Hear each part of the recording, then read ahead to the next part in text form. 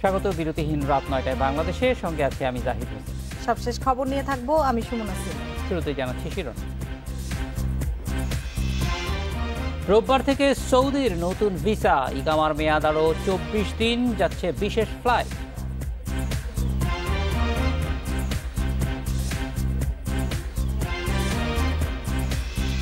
Saudi আরবে থাকা রোহিঙ্গাদের পাসপোর্ট দিতে চাপ, নইলে বাংলাদেশি ফেরতের হুমকি।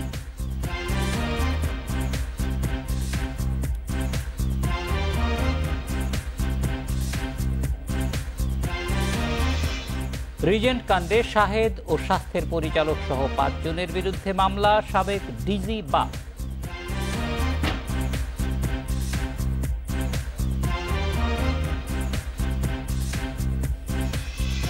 সৌদি আরব প্রবাসীদের ৩ দিনের বিক্ষোভের পর ইকামার মেয়াদ ২৪ দিন বাড়ানোর সিদ্ধান্ত জানিয়েছে দেশটির সরকার। রোববার থেকে নতুন ভিসা দেয়া হবে বলেও ইন্ডিপেন্ডেন্ট টেলিভিশনকে নিশ্চিত করেছে পররাষ্ট্রমন্ত্রী। একই সঙ্গে ৩০ সেপ্টেম্বর পর্যন্ত রিয়াদ ও জেদ্দায় ৪টি বিশেষ ফ্লাইট পরিচালনার অনুমতি পেয়েছে বিমান। সৌদি আরবের কর্মক্ষেত্রে ফেরার দাবিতে ৩ দিন ধরেই সড়কে বিক্ষোভ করছিলেন প্রবাসীরা। তাদের বেশিরভাগেরই ভিসা শেষ হচ্ছে ৩০ সেপ্টেম্বর। এই অবস্থায় রোববার পর্যন্ত তাদের ধৈর্য ধরার আহ্বান জানিয়েছিলেন প্রবাসী কল্যাণমন্ত্রী। তবে এর কয়েক ঘন্টার মধ্যেই মেলে সুফল। সৌদি আরবে প্রবাসীদের ইকামার মেয়াদ আরও ২৪ দিন বাড়ার খবর নিশ্চিত করেন পররাষ্ট্রমন্ত্রী। জানান, রোববার থেকে নতুন ভিসা দেবে দেশটির সরকার। আমরা ৩ মাসের জন্য চেয়েছিলাম, তারা বলছে যে আগামী ওই যে ছুটির পরেই মিশন খুলবে, তাদের এমবেসি খুলবে। এমবেসি খোলার সাথে সাথে যাদের এক্সপায়ার হয়ে গেছে ভিসা তাদের এক্সটেনশন করে। এদিকে ৩০ সেপ্টেম্বর পর্যন্ত সৌদি আরবের ২ শহর রিয়াদ ও জেদ্দায় ৪টি বিশেষ ফ্লাইট পরিচালনার অনুমতি পেয়েছে বিমান। এক বিজ্ঞপ্তিতে তারা জানিয়েছে ২৬ সেপ্টেম্বর জেদ্দা ও ২৭ সেপ্টেম্বর রিয়াদে ২টি বিশেষ ফ্লাইট পরিচালনা করা হবে। ২৬ সেপ্টেম্বর ঢাকা জেদ্দা ও ২৭ সেপ্টেম্বর ঢাকা রিয়াদে যাত্রীবাহী ফ্লাইট পরিচালনা করবে। এই ২টি বিশেষ ফ্লাইট এই ২ বিশেষ ফ্লাইটে যাওয়ার সুযোগ পাবেন ১৬ ও ১৭ মার্চে রিটার্ন টিকিট কাটা যাত্রীরা। নতুন করে কোনো টিকিট দেওয়া হবে না বলেও জানানো হয়েছে বিমানের বিজ্ঞপ্তিতে। Ashik Hossain, Independent News, Dhaka. বিস্তারিত জানাতে বার্তা কক্ষ থেকে যোগ দিচ্ছেন সহকর্মী আশিক হোসেন। আশিক, ভিসা ইকামার জটিলতা তো কাটলো, এখন প্রবাসীদের সৌদি আরবে ফেরার টিকিটের দাবি নিয়ে বিমান চলাচল কর্তৃপক্ষ কি বলছেন, কি ব্যবস্থা নেওয়া হচ্ছে? দেখুন, যেমনটি বলা হচ্ছিল যে ৩০ সেপ্টেম্বরের মধ্যে বিমানকে ৪টি বিশেষ ফ্লাইট পরিচালনার অনুমতি দিয়েছে সৌদি আরব সরকার এবং এর পাশাপাশি ১ অক্টোবর থেকে আপনি জানেন যে এর আগেই কিন্তু বিমানকে ফ্লাইট পরিচালনার অনুমতি দেওয়া হয়েছিল ১ অক্টোবর থেকে, কিন্তু তাদের যে ল্যান্ডিং পারমিশন সেটি বিষয়ে আসলে কোনো সিদ্ধান্ত সৌদি কর্তৃপক্ষ জানায়নি। তো আমরা যতটুকু সূত্রর মাধ্যমে যতটুকু জানতে পেরেছি যে এই অনুমতিটিও আসলে এরই মধ্যে বিমান পেয়ে গেছে। তো সেই ক্ষেত্রে বিমান একটি অনুমতি চেয়েছিল যে তারা এরই মধ্যে যে তাদেরকে যে অনুমতি দেওয়া হচ্ছে তাতে দেখা যাচ্ছে যে সৌদি আরবের ৩টি গন্তব্যে সপ্তাহে ৮টি করে ফ্লাইট তারা আগামী ২৪ অক্টোবর পর্যন্ত সময়ের মধ্যে তারা চালাতে পারবেন। তো সেক্ষেত্রে বিমান একটি আবেদন করেছিল তাদের এই ফ্লাইট সংখ্যা যেন বাড়ানো হয়। তো সেটি এখন বিবেচনার বিষয়টি সৌদি কর্তৃপক্ষের হাতে রয়েছে। তো সেটি আসলে আমরা আরও কিছু পরে আসলে জানতে পারবো যে এই ৮ সপ্তাহে ৮টির বাইরে আরও কোনো ফ্লাইটের অনুমতি তারা পেল কিনা। এক্ষেত্রে বিমান যেটি গতকালকে বিমানের এমডি যেটি বলছিলেন যে তারা আসলে এই যাত্রীদেরকে নিয়ে যাওয়ার জন্য সব ধরনের প্রস্তুতি তাদের রয়েছে এবং তারা যদি সৌদি কর্তৃপক্ষের কাছ থেকে বিশেষ ফ্লাইট পরিচালনার অনুমতি পান সেক্ষেত্রেও তারা আসলে সেই বিশেষ ফ্লাইটগুলোতে যারা আটকে পড়েছে। এইখানে সব মিলিয়ে বিমানের ব্যাপার আছে এবং আমরা জানি যে এই কোভিড সিচুয়েশনে যারা যাত্রী আছেন তাদের কোভিড টেস্ট থেকে শুরু করে অনেক বিষয়ই আসলে স্মুথলি হতে হলে সব জায়গাগুলিকেই প্রস্তুত থাকতে হবে, কারণ হঠাৎ করে বিপুল সংখ্যক মানুষ যদি বিমানে ওঠে সেই বিষয়গুলিও বিবেচনায় রাখা হচ্ছে কিনা, সংশ্লিষ্ট জায়গাগুলিকে প্রস্তুত রাখা হচ্ছে কিনা। দেখুন, সৌদি আরবের একটি নতুন নিয়ম করা হয়েছে যে সৌদি আরবে কেউ যদি যেতে চান সেক্ষেত্রে সৌদি আরবে যেই মুহূর্তে তিনি প্রবেশ করবেন তার থেকে ৪৮ ঘন্টার মধ্যে তার কোভিড টেস্টই সম্পূর্ণ করতে হবে, অর্থাৎ এই সময়ের মধ্যে টেস্টও করতে হবে, পাশাপাশি ফলাফলও সংগ্রহ করতে হবে। তো সেটি কিন্তু একটি নিঃসন্দেহে বড় চ্যালেঞ্জ। তো সেই জিনিসটিকে সামনে রেখে সিভিল এভিয়েশন কর্তৃপক্ষ বাংলাদেশ সিভিল এভিয়েশন স্বাস্থ্য মন্ত্রণালয়কে একটি অনুরোধ জানিয়েছেন, যারা সৌদি আরবে যাবেন তাদের এই কোভিড টেস্টের ক্ষেত্রে যেন তাদেরকে অগ্রাধিকার দেওয়া হয়, পাশাপাশি ফলাফল পাওয়ার বিষয়টিতেও যেন তাদেরকে অগ্রাধিকার দেওয়া হয়। তো সেরকমভাবেই আসলে যেই সরকারি যেই স্বাস্থ্য কেন্দ্রগুলো রয়েছে যেখানে কোভিড টেস্ট করা হচ্ছে, যেই পরীক্ষা কেন্দ্রগুলো রয়েছে, যেগুলো সিভিল এভিয়েশন কিংবা বিভিন্ন দূতাবাসগুলো যে নির্ধারণ করে দিয়েছে, সেগুলোকেও আসলে সেভাবেই নির্দেশনা এর মধ্যে দেওয়া হয়েছে। অর্থাৎ কেউ যদি সৌদি আরব যেতে চান তিনি তার যাত্রার 48 ঘন্টার মধ্যে টেস্টও করতে পারবেন, পাশাপাশি সেই ফলাফলটিও যেন হাতে পান, সেই বিষয়টি নিশ্চিত করার বিষয়টিও কিন্তু এরই মধ্যে সম্পন্ন হয়েছে। সিভিল এভিয়েশন যেটি বলছে যে তারা আসলে এই যারা আটকে পড়ছেন, যে প্রবাসীরা, তাদেরকে নির্বিঘ্নে সৌদি আরব ফেরাতে যা যা করণীয় তার সেই বিষয়গুলো নিয়ে আসলে তারা পূর্ণ প্রস্তুতি নিয়ে রেখেছেন। আশিক হোসেন, অনেক ধন্যবাদ আমাদের সঙ্গে যোগ দেওয়ার জন্য। সৌদি আরবে থাকা 54,000 রোহিঙ্গাকে বাংলাদেশি পাসপোর্ট দিতে চাপ দিচ্ছে দেশটির সরকার, নইলে সেখানে থাকা বাংলাদেশিদের ফেরত পাঠানোর হুমকি দেয়া হচ্ছে বলে জানিয়েছেন পররাষ্ট্রমন্ত্রী এ কে আব্দুল মোমেন। এ নিয়ে আলোচনা অব্যাহত আছে, আর সেখানকার রোহিঙ্গারা বাংলাদেশি নয়, তাই তাদের পাসপোর্ট দেওয়ারও কোনো সুযোগ নেই বলেও জানিয়েছেন মন্ত্রী। মানবিক বিবেচনায় 1977 সালে 54,000 রোহিঙ্গাকে সেখানে থাকার সুযোগ দেন তৎকালীন সৌদি বাদশাহ। 4 দশক আগে আশ্রয় পাওয়া এই জনগোষ্ঠীর সংখ্যা এখন প্রায় 2.5 লাখ। সৌদি আরবের বর্তমান সরকার এখন আর তাদের দায় নিতে চাচ্ছে না, চাপ দিচ্ছে রোহিঙ্গাদের বাংলাদেশি পাসপোর্ট দেওয়ার। পররাষ্ট্রমন্ত্রী বলেছেন, এ প্রস্তাব দীর্ঘদিনের হলেও সম্প্রতি তাগিদ পাচ্ছে। 54,000-এর মতো এই যে রোহিঙ্গা এরা ওখানে আছেন, তাদের দেশে আছেন। এখন তারা বলছে যে এদের তো কোনো পাসপোর্ট নাই, কোনো ডকুমেন্ট নাই, তো বলছে যে তোমরা যদি ওদের পাসপোর্ট রিইস্যু করো তাহলে ভালো, আমরাও করিনি। কিন্তু এরা যদি আমাদের কোনো লোকই না হয়, হ্যাঁ, সোজাসুজি আপনার অন্য জায়গাতে গেছে, তাহলে কিন্তু আমরা এই ব্যাপারে যাচাই বাছাই করবেন। কিন্তু সৌদি আরবের এরা একটু তাগদা আছে, তারা বলছে তাদের দেশে তারা কোনো লোককে স্টেটলেস চায় না। গত 6 মাসে এ নিয়ে 3টি ভার্বাল নোট পাঠিয়েছে দেশটির সরকার। এতে তারা বলছে এখন আর রোহিঙ্গাদের সৌদি আরবে রাখতে চান না। সর্বশেষ গত সপ্তাহে পাঠানো নোটে বলা হয়েছে, রোহিঙ্গাদের ফেরত না নেওয়া হলে সৌদিতে থাকা বাংলাদেশিদের উপর নেতিবাচক প্রভাব পড়বে। এটা বিভিন্ন জুনিয়র লেভেলে কেউ কি দিয়েছে, আপনার বলছে যে তোমরা যদি এগুলো না নাও কিংবা এদের পাসপোর্ট ইস্যু না করো, তাহলে তোমাদের যে এত লোকজন আনতেছি অন্যান্য দেশের থেকে বেশি, আমরা এটা বন্ধ করে দিব। আর তোমাদের 22 লাখ লোক এখানে থাকে, তাদের সম্পর্কে আমরা নেতিবাচক অবস্থান নেব। এ নিয়ে পররাষ্ট্র সচিবের নেতৃত্বে 3 সদস্যের কমিটি গঠন করা হয়েছে জানিয়ে মন্ত্রী বলেন, বিষয়টি দ্রুত সমাধানে জোর তৎপরতা চালাচ্ছে মন্ত্রণালয়। আমাদের মন্ত্রণালয়ের মতো এত smart. Nafizatullah, Independent News, Dhaka. অন্যান্য দেশ অনেক। রিজেন্ট হাসপাতালের কেলেঙ্কারির ঘটনায় হাসপাতালটির চেয়ারম্যান মোহাম্মদ শাহেদ, স্বাস্থ্য অধিদপ্তরের পরিচালক আমিনুল হাসান সহ 5 জনের বিরুদ্ধে মামলা করেছে দুর্নীতি দমন কমিশন। তবে এই 5 জনের মধ্যে নাম নেই অধিদপ্তরের সাবেক মহাপরিচালক আবুল কালাম আজাদের। দুপুরে দুদক ওই মামলা করে। রিজেন্টের ভুয়া করোনা পরীক্ষা করে অর্থ আত্মসাতের ঘটনায় বুধবার দুপুরে বাদী হয়ে মামলা করেন দুদকের উপপরিচালক ফরিদ আহমেদ পাটোয়ারি। নমুনা পরীক্ষা বাবদ ও করোনা চিকিৎসায় খরচের নামে 3 কোটি 34 লাখ টাকা আত্মসাতের অভিযোগ আনা হয় মামলায়। মোহাম্মদ শাহেদ ছাড়াও মামলায় আসামি করা হয় স্বাস্থ্য অধিদপ্তর থেকে হাসপাতালের দায়িত্বপ্রাপ্ত সাবেক পরিচালক আমিনুল হাসান, উপপরিচালক ইউনুস আলী, সহকারী পরিচালক শফিউর রহমান ও গবেষণা কর্মকর্তা দিদারুল ইসলামকে। আত্মসাৎ এবং রিজেন্ট হাসপাতাল লিমিটেড ঢাকার চিকিৎসক, নার্স, ওয়ার্ড বয় ও অন্যান্য কর্মকর্তাদের খাবার খরচ বরাদ্দের বিষয়ে 1,96,20,000 টাকা মাসিক চাহিদা তুলে ধরে স্বাস্থ্য ও পরিবার কল্যাণ মন্ত্রণালয়ে প্রেরণ করার উদ্যোগ গ্রহণ করা হয়।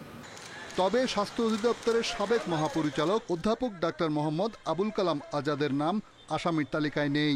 মন্ত্রণালয়ের প্রতিবেদনে ডাক্তার আজাদের সংশ্লিষ্টতা পাওয়া গেলেও দুদক জানিয়েছে, যাদের বিরুদ্ধে আদালতে উপস্থাপনযোগ্য প্রমাণ মিলেছে শুধু তাদেরই আসামি করা হয়েছে। মামলায় যাদের বিরুদ্ধে প্রমাণ পাওয়া গিয়েছে মামলা করার মতো, তাদের বিরুদ্ধেই মামলা করার সুপারিশ করে এবং কমিশন তাদের বিরুদ্ধে মামলা দায়ের করার অনুমোদন প্রদান করেছেন। গত 6 জুলাই করোনা পরীক্ষার ভুয়া রিপোর্ট দেওয়ার অভিযোগে উত্তরায় রিজেন্ট হাসপাতালে অভিযান চালিয়ে প্রতিষ্ঠানটি সিলগালা করে দেয় র্যাব। রিশাদ হুদা, ইন্ডিপেন্ডেন্ট নিউজ, ঢাকা। গাড়ি চালক হয়েও স্বাস্থ্য অধিদপ্তরে বিশাল সিন্ডিকেট গড়ে তোলেন আব্দুল মালেক। নিয়োগ বাণিজ্য ও টেন্ডারের মাধ্যমে এই সিন্ডিকেট বাগিয়ে নিয়েছে কয়েকশো কোটি টাকা। গোয়েন্দা অনুসন্ধানে বেরিয়ে এসেছে, মালেকের সিন্ডিকেটে রয়েছে স্বাস্থ্যের 3 মহাপরিচালক, 2 বিএমএ নেতা, 2 সচিব নেতা সহ 11 প্রভাবশালী। তাদের বিরুদ্ধেও তদন্তে নেমেছে গোয়েন্দারা। স্বাস্থ্য শিক্ষা অধিদপ্তরের গাড়ি চালক আব্দুল মালেক অস্ত্র ও জাল টাকা সহ গ্রেপ্তার হয় রোববার। পরে র্যাব জানায় অবৈধভাবে শত কোটি টাকার সম্পদ গড়ে তুলেছেন মালেক। অস্ত্র ও জাল টাকার 2 মামলায় মালেককে জিজ্ঞাসাবাদ করছে পুলিশ। এরপর থেকেই চাঞ্চল্যকর সব তথ্য পাচ্ছে গোয়েন্দারা বলছে, মালেক সিন্ডিকেটে অধিদপ্তরের 3 শীর্ষ কর্মকর্তা ছাড়াও আছেন বাংলাদেশ মেডিকেল অ্যাসোসিয়েশন, বিএমএ ও স্বাধীনতা চিকিৎসক পরিষদ, সাচিপের শীর্ষ 4 নেতা। এছাড়া স্বাস্থ্য অধিদপ্তরের 2 প্রশাসনিক কর্মকর্তা ও 2 অফিস সহকারীর সংশ্লিষ্টতাও পাওয়া গেছে। ফৌজদারি আইন বা ফৌজদারি অপরাধের পরিপ্রেক্ষিতেই র্যাব তাকে গ্রেফতার করে। অর্থাৎ এর বাইরে যে বিষয়গুলি আছে সেটি বাংলাদেশ সরকারের দুর্নীতি দমন কমিশন আছে, তারা এ বিষয়ে সংশ্লিষ্টভাবে দায়ভারপ্রাপ্ত কমিশন, তারা এ বিষয়ে প্রয়োজনীয় ব্যবস্থা নেবে বলে র্যাব প্রত্যাশা করে। র্যাব জানাচ্ছে, দেশেই শত কোটি টাকার অবৈধ সম্পদ গড়ে তুলেছেন মালেক। এছাড়া বিদেশেও পাচার করেছেন বিপুল পরিমাণ টাকা। এ বিষয়ে তদন্ত করতে সিআইডিকে চিঠি দিয়েছে সংস্থাটি। বিদেশে উনি পাচার করে থাকতে পারেন বলে একটি তথ্য র্যাবের নিকট প্রাথমিকভাবে প্রমাণিত হয়েছে। এর পরিপ্রেক্ষিতে র্যাব আনুষ্ঠানিকভাবে সিআইডি মানি লন্ডারিং ইউনিটের নিকট তার মানি লন্ডারিংয়ের বিষয়ে তদন্ত করার জন্য আনুষ্ঠানিকভাবে অনুরোধ জানিয়েছে। এদিকে মালেকের বিরুদ্ধে দায়ের হওয়া অস্ত্র ও বিশেষ ক্ষমতা আইনের মামলার তদন্তভার বুঝে নিতে স্বরাষ্ট্র মন্ত্রণালয়ে আবেদন করেছে RAB. Masudur Rahman, independent News, Dhaka. এদিকে অবৈধ সম্পদ অর্জনে গ্রেপ্তার চালক মালেকের বিরুদ্ধে সব অভিযোগের দায় তার ব্যক্তিগত, এর সাথে স্বাস্থ্য শিক্ষা অধিদপ্তরের মহাপরিচালকের কোনো সংশ্লিষ্টতা নেই। অধিদপ্তরটির পরিচালকের দেয়া এক বিজ্ঞপ্তিতে কথা জানানো হয়েছে। এতে বলা হয়েছে, স্বাস্থ্য শিক্ষা অধিদপ্তরের কোনো পরিবহন পুল নেই।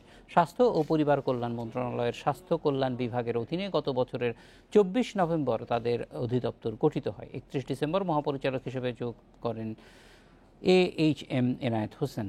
চালক মালেককে চলতি বছরের 1 জানুয়ারি স্বাস্থ্য অধিদপ্তর থেকে প্রেষণে স্বাস্থ্য শিক্ষা অধিদপ্তরে ন্যস্ত করা হয়। প্রতিষ্ঠাকালীন সময় থেকে এ পর্যন্ত কোনো কেনাকাটা, নিয়োগ, পদায়ন বা পদোন্নতি দেয়নি স্বাস্থ্য শিক্ষা অধিদপ্তর।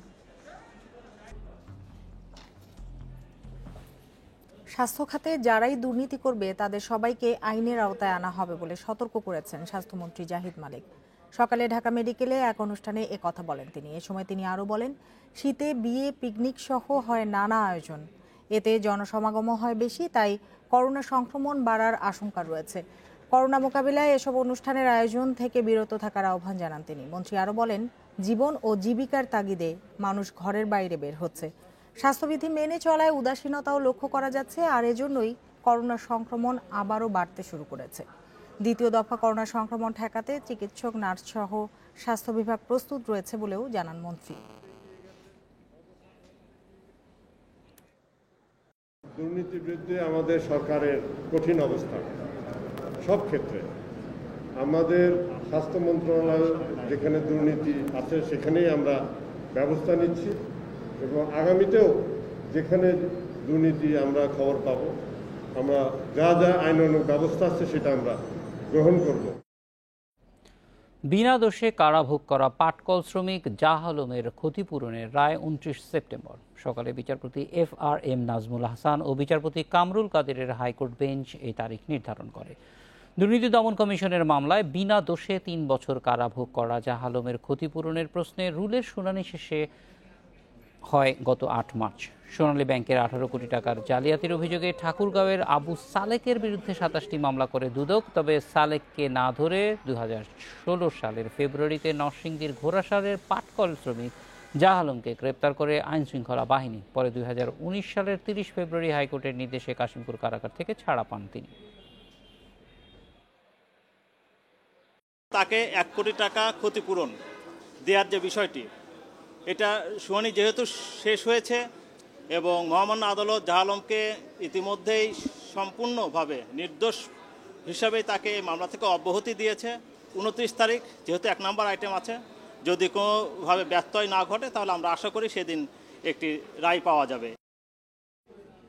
এদিকে রাজধানীতে গ্রিন লাইন বাসের চাপায় পা হারানো রাসেলের ক্ষতিপূরণের রায়ও দেয়া হবে 29 সেপ্টেম্বর সকালে বিচারপতি FRM নাজমুল হাসান ও বিচারপতি কামরুল কাদেরের হাইকোর্ট বেঞ্চে রায় ঘোষণার এই তারিখ নির্ধারণ করা হয়।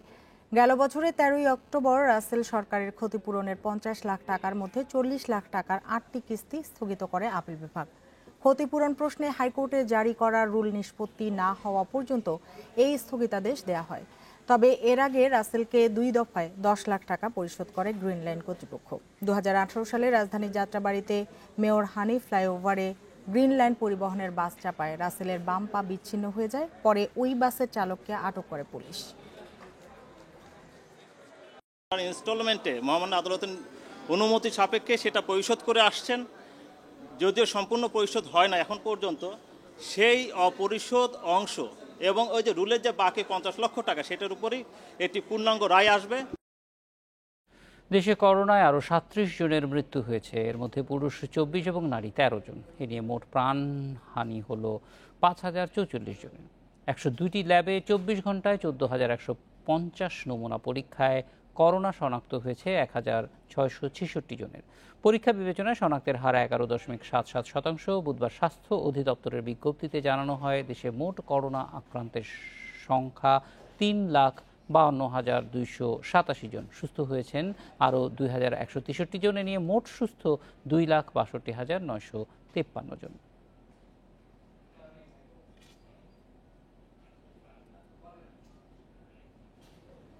মেট্রো রেলের সাথে সংশ্লিষ্টদের স্বাস্থ্য সুরক্ষায় 2টি ফিল্ড হাসপাতাল নির্মাণ করা হয়েছে।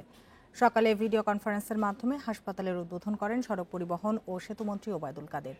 এ সময় মন্ত্রী বলেন, সংশ্লিষ্টদের করোনা শনাক্ত হলে কিংবা উপসর্গ থাকলে প্রকল্প এলাকায় কোয়ারেন্টিনের ব্যবস্থা রাখা হয়েছে। ফিল্ড হাসপাতালের একটি উত্তরার পঞ্চবটি কনস্ট্রাকশন ইয়ার্ডে 14 শয্যা বিশিষ্ট এবং আরেকটি গাবতলীর কনস্ট্রাকশন ইয়ার্ডে 10 শয্যার হাসপাতাল। 2টি হাসপাতালেই ICU সহ সব সুবিধাই আছে। দেশে কোনো উন্নয়ন প্রকল্পের জন্য হাসপাতাল নির্মাণের ঘটনা এই প্রথম। আমাদের ঢাকায় মহানগরীর কোভিড ব্যবস্থাপনা আরও উন্নত করতে গাবতলী এবং উত্তরার পঞ্চবটি কনস্ট্রাকশন ইয়ার্ডে 2টি আইসোলেশন সেন্টার তথা ফিল্ড হাসপাতাল নির্মাণ করা হয়েছে।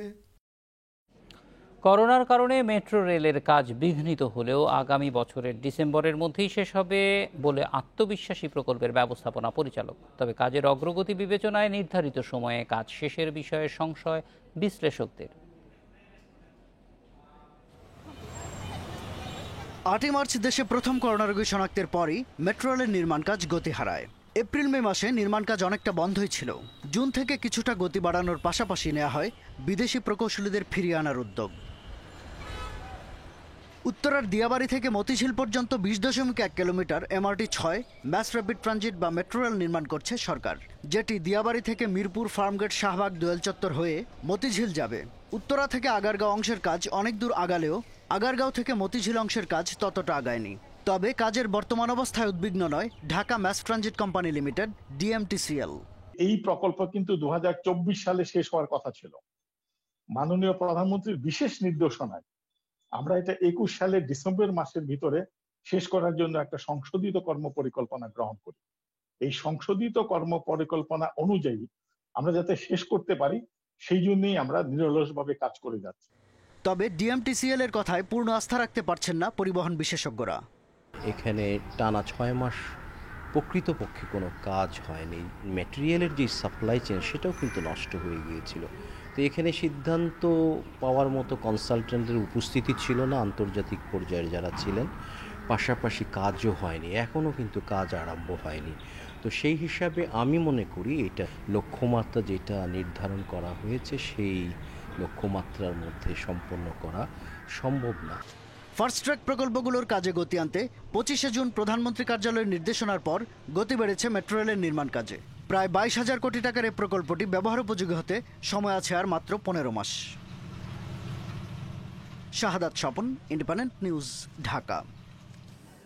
প্রতি মাসে ওয়াসাকে বিল দিয়েও বিশুদ্ধ পানির জন্য বাড়তি টাকা গুনতে হচ্ছে রাজধানীর অনেক এলাকার মানুষকে। আর এই পানি তারা কিনছেন ওয়াসারই বুথ থেকে, যা চাপে ফেলছে নিম্ন আয়ের মানুষকে। বিশুদ্ধ পানির জন্য বাড়তি খরচকে অগ্রহণযোগ্য বলছে consumer association of Bangladesh cab.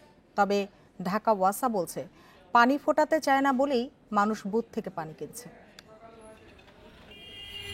মুগদায় বিশুদ্ধ পানি কিনতে এসেছেন ওয়াসার পাম্পের বুথে, অথচ বাসায় লাইন আছে, আসে পানিও, তবে তাতে দুর্গন্ধ। বাড়ি মালিক মাসে বিল নেন 600 টাকা, আর বুথ থেকে বিশুদ্ধ পানি কেনা ও পরিবহনে যায় আরও 400 টাকা। এখানে 600 আর আমার বাসা বিল দিতে হয় 400, মোট 1000, বেতনে পাই 10,000 টাকা। এই যে চলে ওয়াসার পানি থেকে গন্ধ আসে, তার জন্য ওই পানিটা খাওয়া যায়, ফুটালে গন্ধটা থেকে যায়, আর ওটা রাখলে লাল হয়ে যায়, এই পানিটা রাখলে লাল হয় না। ঢাকা ওয়াসার গ্রাহক প্রায় 3.5 লাখ, মোট পাম্প হাউস আছে 887টি। এর মধ্যে 190টিতে রয়েছে বিশুদ্ধ পানির জন্য ড্রিঙ্ক ওয়েল বুথ। বুথগুলোর গ্রাহক 77,000। তবে সব এলাকায় এই বুথও নেই, আবার লক্ষাধিক বাসিন্দার এলাকা রামপুরায় মাত্র একটি বুথ। সময় লস হয়, অনেক কাজ রেখে আসতে হয়, যেন প্রতি মাসে প্রায় এটার বিরুদ্ধে 1000 টাকা এক্সট্রা দিতে হয়।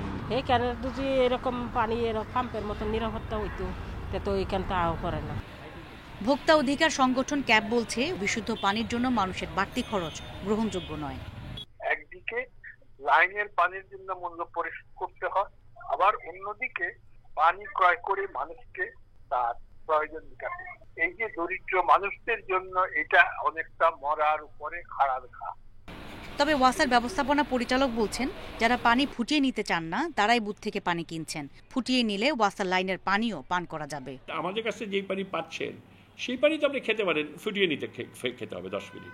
সে বলে আমার ফুটানোর ঝামেলা করার তো দরকার নেই, আমার খাবার পানিটুকু আমি এখান থেকে নিয়ে আসি। খাবার পানি আর কতটুকু, একটা এই আনলে আমার একদিন চলে যায়, আর আমি বাকি তো কলের পানি দিয়ে গোসল করছি, এই করছি, খাবারকে আমি ফুটে যাবো কেন, আমি ওখান থেকে নিয়ে আসি, তাই না? তা কাজে এটা হচ্ছে ইয়োর চয়েস। 2017 সালে ড্রিঙ্ক ওয়েল নামে একটি কোম্পানির সঙ্গে যৌথভাবে পাম্প হাউসে বুথ বসায় ওয়াসা। গভীর নলকূপের পানি শোধন করে বিক্রি করা হচ্ছে এসব বুথে। এখান থেকে পানি কিনতে 150 টাকা জামানত দিয়ে নিবন্ধন করে গ্রাহক হতে হয়। গ্রাহকদের দেয়া হয় প্রিপেড স্মার্ট কার্ড। বুথে প্রতি লিটার বিশুদ্ধ পানির দাম 40 পয়সা। Afroza Khatun, independent News, Dhaka. স্বস্তি মিলছে না নিত্য প্রয়োজনীয় পণ্যের বাজারে। চাল, আলু, তেল সহ বাড়তি বেশিরভাগ পণ্যের দাম। ভোক্তাদের স্বার্থে বাজার নিয়ন্ত্রণে আন্তঃমন্ত্রণালয়ের সমন্বিত তদারকির তাগিদ বিশেষজ্ঞদের। শুধু পেঁয়াজ নয়, বাজারে বেশিরভাগ ভোগ্যপণ্য কিনতেই আগের চেয়ে বাড়তি খরচ হচ্ছে ভোক্তাদের। মোটা ও সরু চালের দাম বেড়েছে কেজিতে 3 থেকে 4 টাকা। বিয়ার 28 জাতের চাল বিক্রি হচ্ছে 45 থেকে 46 টাকা কেজি দরে, আর মিনিকেট চালের কেজি 56 থেকে 60 টাকা। সস্তা সবজি হিসেবে আলু জনপ্রিয় হলেও এখন তা কিনতে হচ্ছে 40 টাকা কেজি দরে। কাঁচা মরিচের কেজি 200 টাকা। সয়াবিন তেলের দাম লিটারে বেড়েছে 5 টাকা। বাড়তি দামের জন্য সরবরাহ কমের অজুহাত দিলেও তা মানতে নারাজ ক্রেতারা। বেতন তো আর গ্রাহকের মতোই আছে, বেতন দেওয়া পারেন, এই সীমিত বেতনের মধ্যে এত যদি দাম বাড়ে আমরা কেমনে চলবো? বাড়তির ভিতরে কোনো কিছুই তো কম দেখি না, বরং তো আরো দিন দিন বাড়তি আছে। দেশে কৃষি পণ্যের উৎপাদন ভালো হলেও সুফল পাচ্ছেন না ভোক্তারা। বাজারে ন্যায্য মূল্য নিশ্চিত করতে আলাদা কমিশন গঠনের প্রস্তাব কৃষি অর্থনীতিবিদদের। কৃষি পণ্যের ন্যায্য মূল্যের জন্য, তাহলে অবশ্যই আমাদের উচিত, কৃষি মন্ত্রণালয়ের উচিত হবে একটি এগ্রিকালচার কমিডিটির জন্য একটি প্রাইস কমিশন গঠন করা, এবং যাতে এটা স্থানীয় পর্যায়ে সহ বিভিন্ন পর্যায়ে তারা সমন্বিতভাবে কৃষি মন্ত্রণালয়, খাদ্য মন্ত্রণালয়, বাণিজ্য মন্ত্রণালয়ের সাথে সমন্বিতভাবে কাজ করতে পারে, ওই ধরনের একটা উইং সৃষ্টি করা। এদিকে কয়েকদিনের তুলনায় কিছুটা কমেছে পেঁয়াজের দাম। খুচরা বাজারে দেশি পেঁয়াজ বিক্রি হচ্ছে 70 থেকে 80 টাকায়, আর আমদানি করা পেঁয়াজের কেজি 65 টাকা। Shahid Ahmed, independent News, Dhaka. 2 পরামর্শক নিয়োগের মাধ্যমে আরেক ধাপ এগুলো মাতারবাড়ি গভীর সমুদ্র বন্দর প্রকল্প। দুপুরে রাজধানীর একটি হোটেলে জাপানি 2 প্রতিষ্ঠানের সঙ্গে চুক্তি করেছে চট্টগ্রাম বন্দর কর্তৃপক্ষ ও সড়ক বিভাগ। সংশ্লিষ্টরা জানান, জাপানের বিখ্যাত কাশিমা বন্দরের আদলে এই বন্দর নির্মাণে ব্যয় হবে প্রায় 18,000 কোটি টাকা। এটি নির্মাণ হলে পণ্য পরিবহনের সময় ও খরচ দুটোই কমবে। কক্সবাজারের মহেশখালীর মাতারবাড়িতে দেশের প্রথম গভীর সমুদ্র বন্দর নির্মাণের জরিপ শেষ হয় 2018 সালে। সে বছরই জাপানের উন্নয়ন সহযোগী প্রতিষ্ঠান জাইকার সঙ্গে ঋণ চুক্তি করে সরকার। গত মার্চে জাতীয় অর্থনৈতিক পরিষদের নির্বাহী কমিটি একনেকে অনুমোদন পায় এ প্রকল্প। ব্যয় ধরা হয় প্রায় 18,000 কোটি টাকা, যার প্রায় 13,000 কোটি টাকাই দেবে জাইকা। এবার পরামর্শক নিয়োগ দিল সরকার। সমুদ্র বন্দরের নকশা তৈরি, দরপত্র, নির্মাণ তদারকি করবে জাপানের প্রতিষ্ঠান নিপ্পন কোয়ে। এজন্য তারা পাবে 234 কোটি টাকা। আর সংযোগ সড়কের নকশা তৈরি ও নির্মাণ তদারকিতে থাকবে দেশটির আরেক প্রতিষ্ঠান ওরিয়েন্টাল কনসালটেন্টস। তারা পাবে 466 কোটি টাকা। যে 24-25-এই কিন্তু আমাদের বন্দর হবে। আমরা রোডের সময়টি একটু বেশি লাগবে, আর 1 বছর ডিফেক্ট লাইবিলিটিজের পিরিয়ড আছে, সেটাও আমরা এখানে ধরে রেখেছি, এই জন্য 26 আমরা বলছি। তো আমরা ইনশাল্লাহ will get a deep sea port by the end of the 2024 or beginning of the 2025। Chittagong বন্দরের গভীরতা কম হওয়ায় কন্টেইনারবাহী বড় জাহাজ ভিড়তে পারে না। মাঝ সমুদ্র থেকে ছোট জাহাজে করে কন্টেইনার আসে চট্টগ্রামে। মাতারবাড়িতে বড় জাহাজ ভিড়তে পারবে সরাসরি।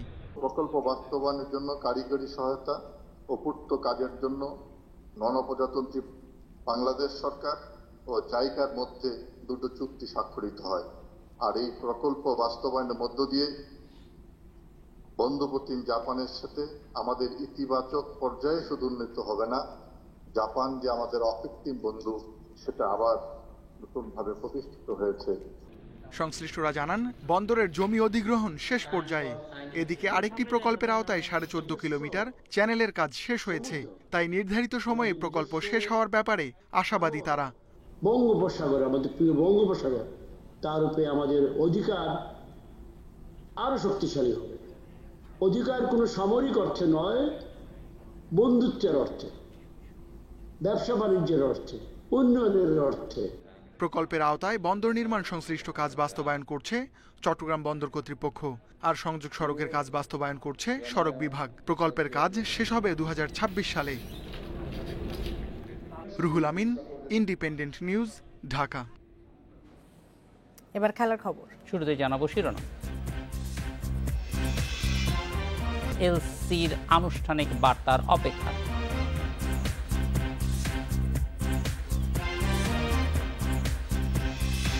এবারই প্রথম ইউএফা বর্ষসেরা দৌড়ে নেই মেসি, রোনালদো। শীর্ষ 3-এ লেভানডস্কি, নয়ার ও ডি ব্রুইনা।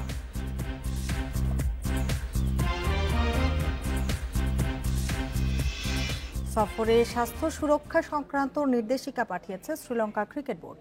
তবে সব শর্ত মানা কঠিন বলছে বিসিবি। এখন নিজেদের মধ্যে আলোচনায় পরবর্তী সিদ্ধান্ত জানাবে এসএলসি।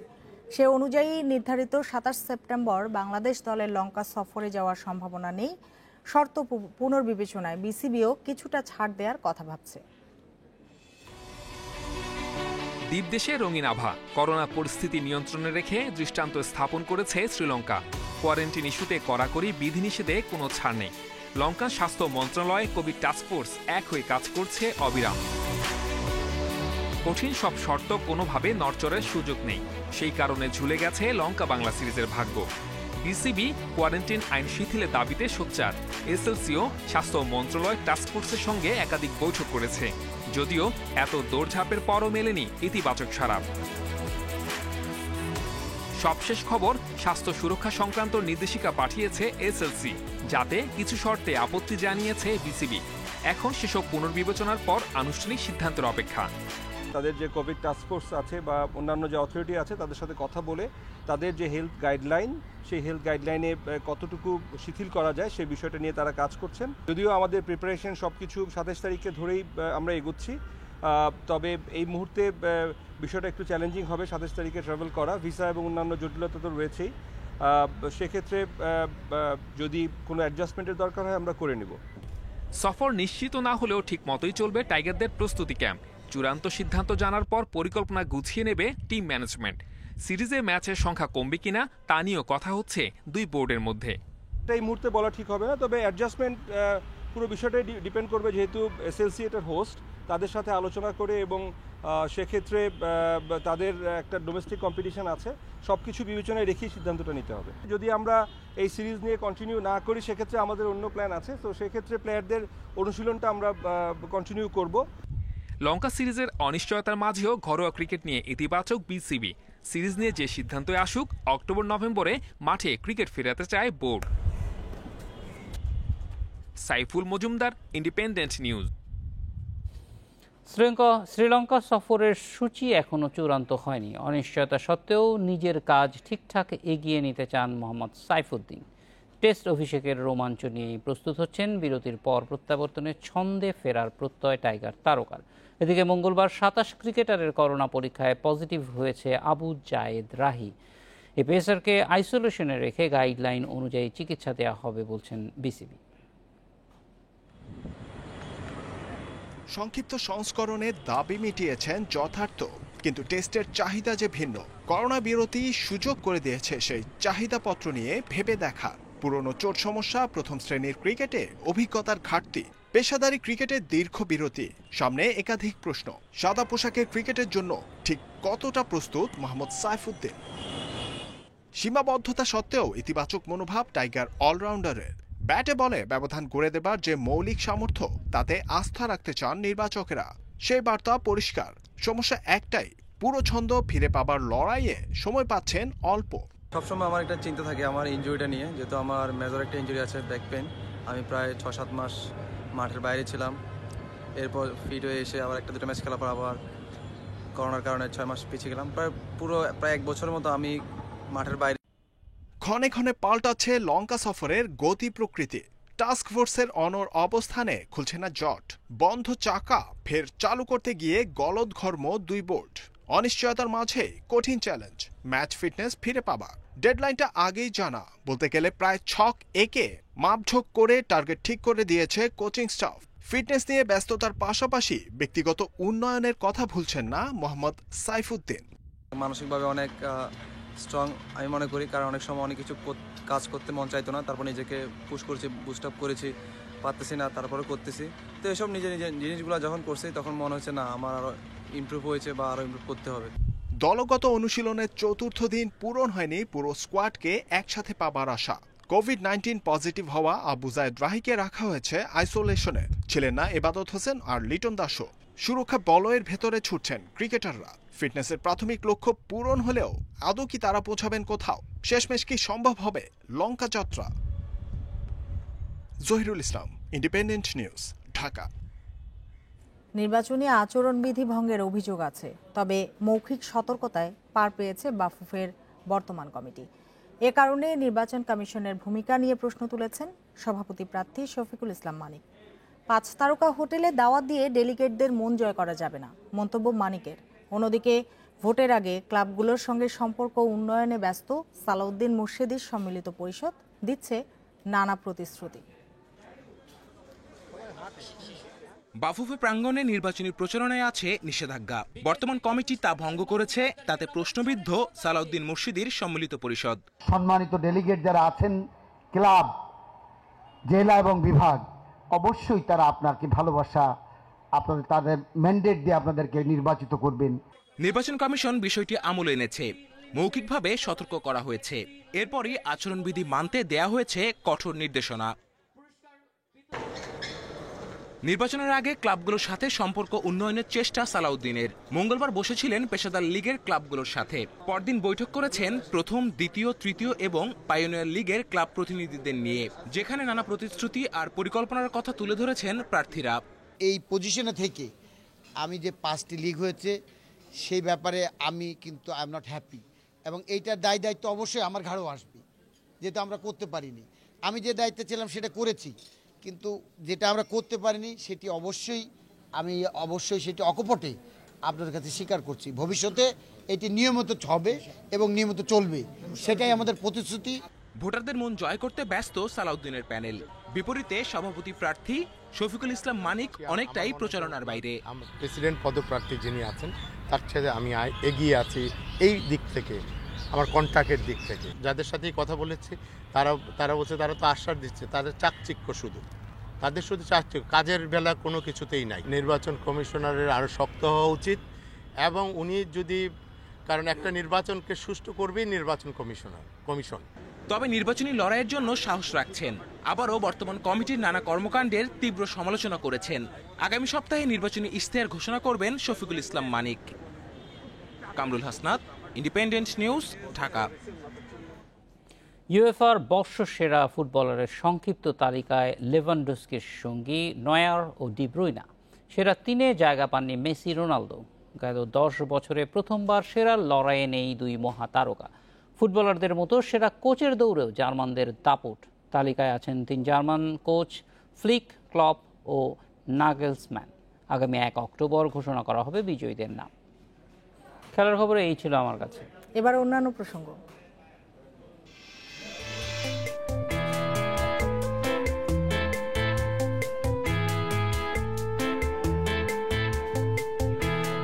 বড় ধরনের উদ্ধার অভিযান শুরুর পর অস্ট্রেলিয়ার তাসমানিয়া উপকূলে আটকা পড়া আরও তিমির সন্ধান মিলেছে। এতে রাজ্যটির উপকূলে সবচেয়ে বেশি তিমি আটকা পড়ার রেকর্ড হয়েছে। 500 তিমি, 400টি এরই মধ্যে মারা গেছে। দ্রুত গভীর পানিতে সরিয়ে না নিতে পারলে বাকিদেরও একই পরিণতির শঙ্কা করছেন উদ্ধারকারীরা।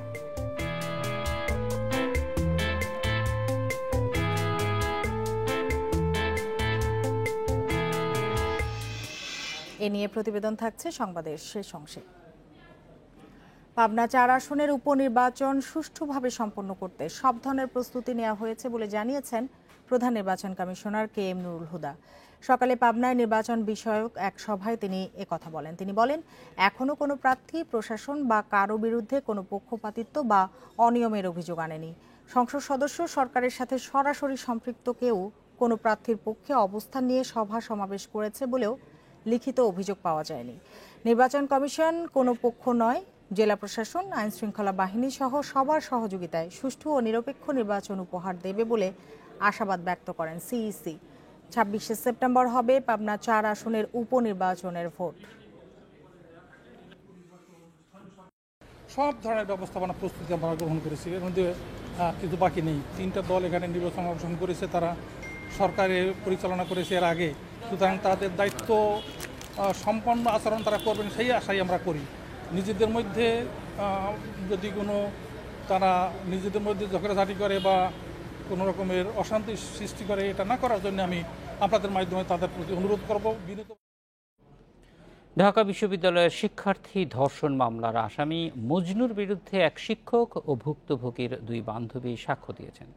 কাল আবারও সাক্ষ্য নেওয়া হবে। নারী ও শিশু নির্যাতন দমন ট্রাইব্যুনাল 7-এর বিচারক মোসাম্মদ কামরুন নাহার এ সাক্ষ্য নেন। এ মামলায় মোট 21 জন সাক্ষী রয়েছে। এখনও পর্যন্ত 5 জন সাক্ষ্য দিয়েছেন। এ সময় রাষ্ট্রপক্ষের আইনজীবী আফরোজা ফারহানা জানান, সব কার্যদিবসেই শুনানি করে দ্রুত মামলা শেষ করতে চায় আদালত। আগামী মাসে মামলাটির শুনানি শেষ করে রায়ের দিন ঠিক করতে পারে আদালত। গত 5 জানুয়ারি রাজধানীর কুর্মিটোলার ধর্ষণের শিকার হন ঢাকা বিশ্ববিদ্যালয়ের এক শিক্ষার্থী। যারা নাকি পাবলিক সাক্ষী, তাদের এই সপ্তাহের ভিতরে শেষ হয়ে যাবে আমরা আশা করছি। পরের সপ্তাহ থেকে আমরা যে সরকারি সাক্ষী যারা আছে তাদেরকে ডাকবো। খুব দ্রুতই আগামী মাসে শেষ হয়ে যাবে বলে আশা করছি। বাহির থেকে ও চুপ থাকলো বা দাঁড়িয়ে থাকলো বা অসুস্থতা দেখালো, শো করলো, এটা আসলে ওর আসল রূপ না। গাইবান্ধায় 4 লেন প্রকল্পের জন্য অধিগ্রহণ করা জায়গা থেকে স্থাপনা সরানোর সময় পিলার চাপা পড়ে 2 জন নিহত হয়েছেন। তাদের একজন পথচারী এবং একজন নির্মাণ শ্রমিক। এ ঘটনায় আহত হয়েছেন 2 জন। প্রত্যক্ষদর্শীরা জানান, দুপুরে গাইবান্ধা জেলা সদরের ডিবি রোডে ওই ভবনটি অপসারণের কাজ চলছিল। এ সময় ভবনের দেয়াল, ছাদ ও কংক্রিটের পিলার ধসে পড়ে। পিলারের নিচে চাপা পড়ে শ্রমিক আজাদ ঘটনাস্থলেই নিহত হন। গুরুতর আহত হন এক পথচারী সহ ৩ জন। তাদের উদ্ধার করে গাইবান্ধা সদর হাসপাতালে নেওয়া হলে কর্তব্যরত চিকিৎসক পথচারী ওয়াহেদকে মৃত ঘোষণা করেন। খবর পেয়ে ফায়ার সার্ভিস কর্মীরা ঘটনাস্থলে গিয়ে উদ্ধার অভিযান চালান।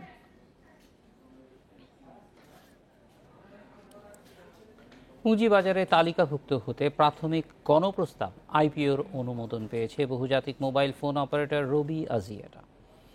52,37,93,334টি শেয়ার ইস্যুর মাধ্যমে বিনিয়োগকারীদের কাছ থেকে 523,79,33,000 টাকা সংগ্রহ করবে প্রতিষ্ঠানটি।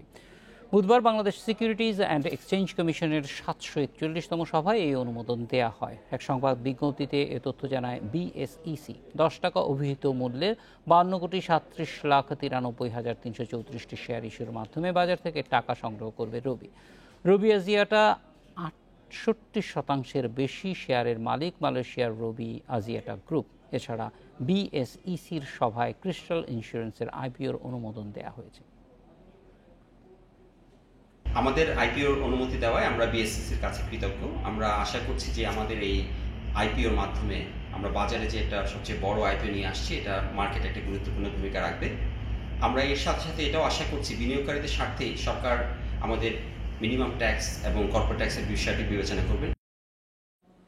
3 ধাপে ওমরা হজ চালু করছে সৌদি আরব। 4 অক্টোবর প্রথম ও তৃতীয় ধাপে 2রা নভেম্বর থেকে পুরোপুরি চালু হবে ওমরা।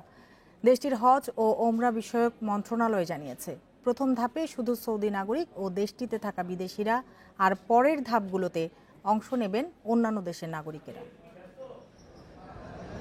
বিশ্বজুড়ে করোনা মহামারীর কারণে মার্চ থেকেই বন্ধ কাবা শরীফ। 6 মাসের বেশি সময় পর ওমরা পালনের জন্য কাবার দরজা উন্মুক্ত করতে যাচ্ছে সৌদি প্রশাসন। স্বাস্থ্য সুরক্ষার সর্বাধিক গুরুত্ব দিয়ে 3 ধাপে ওমরা কার্যক্রম শুরুর কাজ করছে মন্ত্রণালয়। প্রথম ধাপ শুরু হবে 4 অক্টোবর। এ ধাপে স্বাভাবিক ধারণ ক্ষমতার 30% প্রায় 6,000 মানুষ ওমরায় অংশ নিতে পারবে। অনুমতি পাবেন সৌদির নাগরিক ও প্রবাসীরা। এরপর 18 অক্টোবর হতে দ্বিতীয় ধাপে তা বাড়িয়ে 75% করা হবে। দৈনিক 15,000 মুসল্লি ওমরা এবং 40,000 মুসল্লি মসজিদুল হারামে নামাজ আদায় এবং মসজিদে নববীতে জিয়ারত করতে পারবেন। তৃতীয় ধাপে 1 নভেম্বর পুরোপুরি চালু হবে ওমরার কার্যক্রম। এই ধাপে সৌদির বাইরে অবস্থানরত বিদেশিরাও ওমরায় অংশ নিতে পারবেন। ওই দিন থেকে প্রতিদিন 20,000 ওমরাকারী এবং 60,000 মুসল্লি মসজিদুল হারামে ওমরা ও নামাজ আদায় করতে পারবেন। চতুর্থ ধাপে যখন করোনার ঝুঁকি আর থাকবে না, তখন স্বাভাবিক হবে গ্র্যান্ড মসজিদের কার্যক্রম।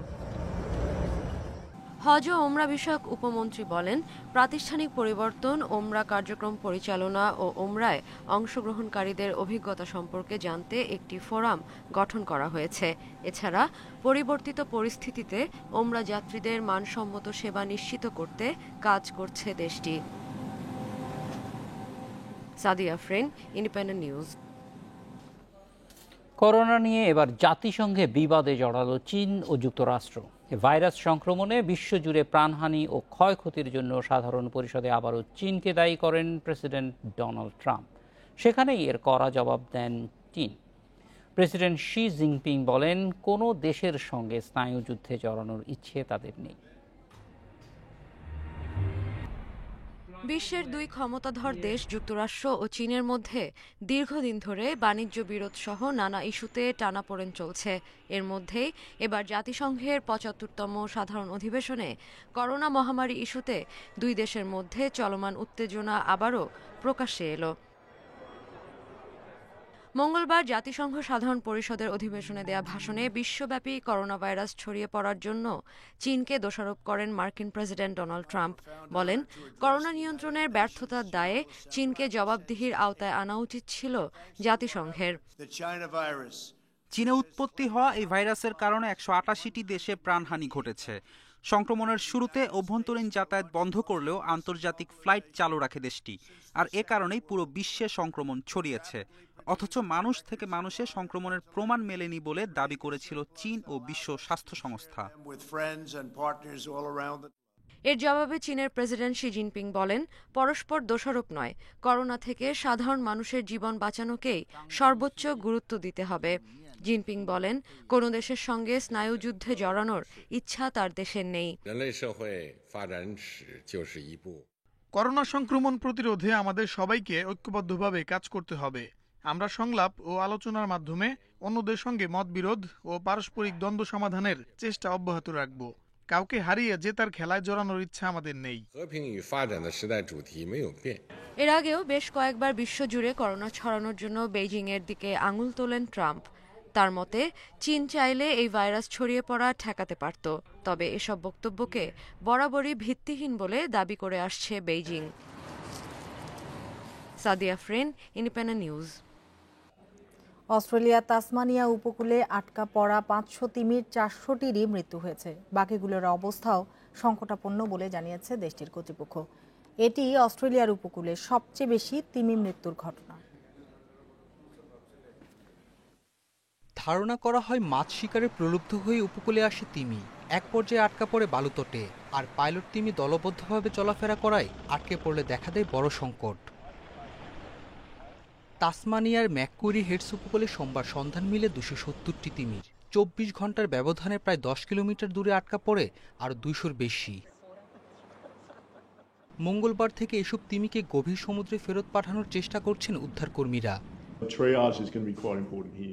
আমরা আপ্রাণ চেষ্টা করছি, একটি তিমিকেও মরতে দিতে চাই না, তবে কাজটা বেশ কঠিন। গড়ে 22 ফুট লম্বা এক একটি পাইলট তিমির ওজন প্রায় 3000 কেজি। পানিতে না থাকলে এই ওজনই তাদের বিপদের কারণ হয়ে দাঁড়ায়। তিমিগুলো যতক্ষণ পানিতে আছে ততক্ষণ আশা আছে। উদ্বেগের বিষয়, অল্প পানিতে সময়ের সঙ্গে সঙ্গে ওরা দুর্বল হয়ে পড়ছে। 1935 সালে এই উপকূলে 294টি পাইলট তিমি আটকা পড়েছিল। সবশেষ 2009 সালে আটকা পড়ে অন্তত 200 তিমি। সারওয়ার জামান, ইন্ডিপেন্ডেন্ট নিউজ। এই ছিল রাত 9টায় বাংলাদেশে। ইন্ডিপেন্ডেন্ট টেলিভিশনের সব খবর বিস্তারিত জানতে চোখ রাখুন ফেসবুক, ইউটিউব, টুইটার।